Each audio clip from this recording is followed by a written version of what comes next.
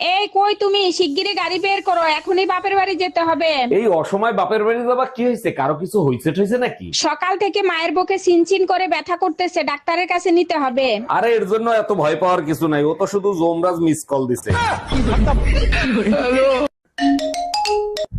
Hello ছোট গিন্নি, কি অবস্থা? দুলা ভাই, শুনছি আপনি নাকি শীত একদম সহ্য করতে পারেন না, সব সময় কম্বলের ভেতরে থাকেন।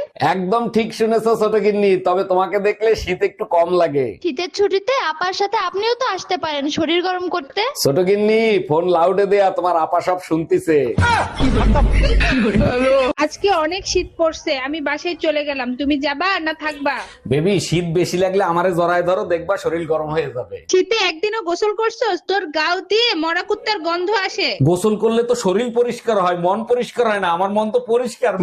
আচ্ছা, একজন পুরুষ মানুষ জীবনে কি পেলে সবচেয়ে বেশি খুশি থাকে? এক হইলো সন্তান, দ্বিতীয় বউ হইলেই বেশি খুশি থাকে। ওরে আমার বাবুটা, দাঁড়াও আমি তোমার জন্য গরম গরম চা বানাই নিয়ে আসি। আচ্ছা শোনো, চার ভিতর আদা একটু বেশি করে দিও। এক মিনিট, তুমি এর আগে কি বললা? দ্বিতীয় বউ পাইলে খুশি হবা? এই শোনো, ছেলের কোচিং এর বেতন দিব, 5,000 টাকা দাও। বলো কি, কোচিং এর বেতন 5,000 টাকা? আমার বাপের জন্মেও শুনি নাই। তার মানে কি বলতে চাও, আমি তোমার কাছে মিথ্যা কথা বলতাছি? আরে আমি কি সেই কথা বলছি? বাবা অরুণ, তোমার কোচিং এর 5,000 টাকা নিয়ে যাও। আব্বু, কোচিং এর বেতন তো 5,000 টাকা না, 2,000 টাকা। এক মিনিট দাঁড়াও। হ্যালো স্যার, আপনার কোচিং এর বেতন কত? কোচিং এর বেতন 500 টাকা, আজকে পাঠিয়ে দিন।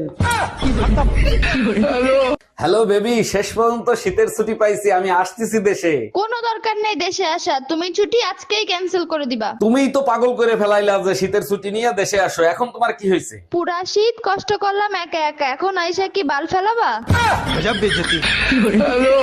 এই মায়া, এই শীতের ভিতরে এইসব কি করতেছো তুমি? তোমার কপালে চোখ নাই, দেখো না চিকেন ফ্রাই বানাচ্ছি। কপালে তো চোখ আছে, প্রতিদিন চিকেন খেলে কি হয় তুমি জানো? জানি তো, শীতে শরীর গরম হয় আর একটু মোটা হয়।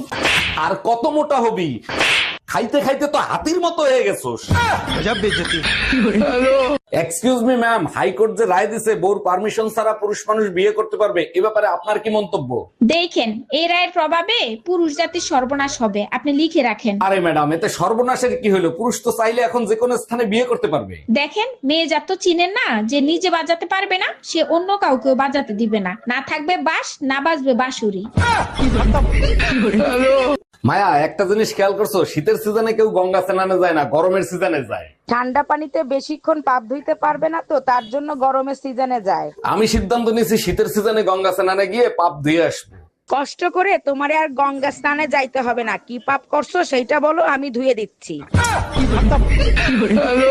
আচ্ছা ভাবি, ফেব্রুয়ারি মাস নিয়ে সবাই এত এক্সাইটেড কেন, বলতে পারেন? 12 মাসের ভিতর এই ফেব্রুয়ারি মাসটাই সব থেকে গুরুত্বপূর্ণ। এবার বলেন, আপনার কি গার্লফ্রেন্ড আছে? ভাবি, জীবনে সবকিছু বানাইতে পারছি, শুধু একটা গার্লফ্রেন্ড বানাইতে পারি নাই। তাহলে ফেব্রুয়ারি মাস আপনার জন্য মহাশিবরাত্রি। কিন্তু ভাবি, আমি তো মুসলমান। তাতেও সমস্যা নাই, তাইলে আপনার জন্য রমজান মোবারক।